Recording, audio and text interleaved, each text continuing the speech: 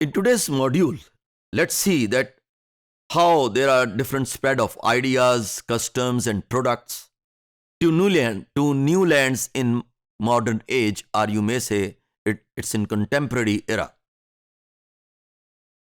In ancient times, people, goods, knowledge, information, and places were characterized by solidity. Everything was confined to one single place. Solidity can be defined as the persistence of barriers or obstacles that preclude flow of people, knowledge and objects.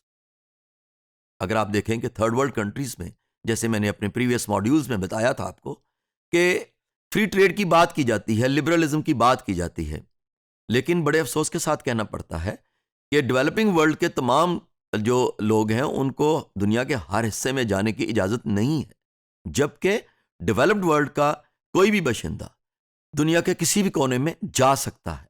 तो इसको हम selective morality कह सकते हैं. So for the developing world there are different resistances, बहुत सी रुकावटें हैं, ब्यूरोक्रेटिक ग्लिचेस हैं, उनके वीज़ा प्रोसेसिंग की बात होगी, उनकी क्लियरेंस की बात होगी, सिक्योरिटी क्लियरेंस की, तो बहुत सी ऑब्स्टेकल्स हैं. तो इस वजह से, इस सॉलिडिटी की वजह से, इन रुकावटों की वजह से, इन बैरियर्स की वजह से यू मे से कि डेवलपिंग वर्ल्ड के लोगों का डेवलप्ड वर्ल्ड में जाना इतना आसान नहीं है, जबकि वेस्ट का अपना कल्चर, अपने आइडियाज़ को स्प्रेड करना ज़्यादा आसान इसीलिए है that they have a free movement. The global age is characterised by fluidity instead of solidity. Over the period of time, solid has gained tendency to melt. Hence, solid is no more limited to one place. Rather, it has become increasingly mobile or liquid. Numerous technological innovations in transportations and advanced communication systems have powered the global movement in all parts of the world. Globalization has made the world more interconnected and interdependent than ever before. Again, I would say that there is a selective attitude regarding the movement of the people. As I earlier mentioned, that developing part of the world is not as free to move around, but of course, the developed part of the world can move around freely. So it is more easier for them.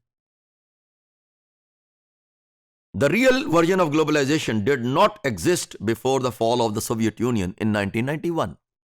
As I mentioned in my previous modules, that it is said that Cold War was ended after the disintegration of Soviet Union in 1991.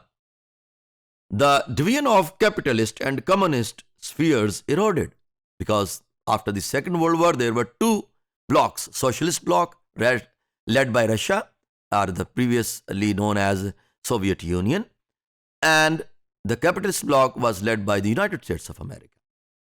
The global flows initiated in all the major parts of the world. Rise of multinational corporations accompanied with the capitalist economy.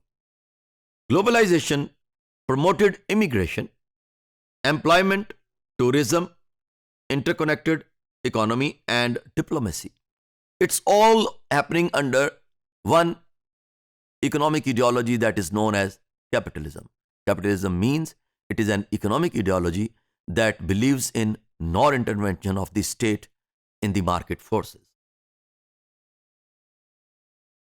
Global process also flooded into the newly independent states of the old Soviet Union. Even China is also contributing in global capitalism. Despite its communist government. The event of 2000 Olympics in Beijing divulges that China is not merely involved in globalization of economy, but also other important magnitudes. And undoubtedly, China is emerging as an economic giant owing to this globalization. It became member of the World Trade Organization, which it was not before the 21st century. And owing to that reason, It is spreading its economic tentacles in all parts of the world, and they are manufacturing almost 95% toys of the world.